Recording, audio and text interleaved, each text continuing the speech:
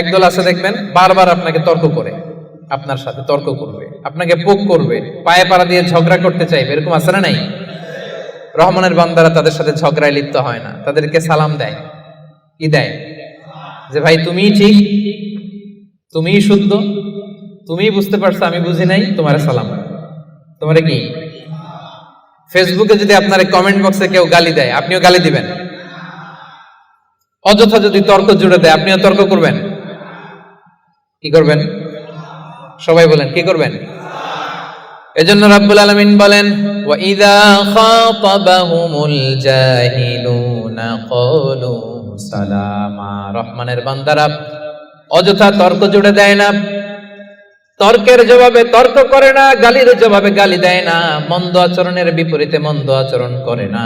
রহমানের বান্দারা সালাম দিয়ে কেটে পড়ে। সুবহানাল্লাহ পড়ে।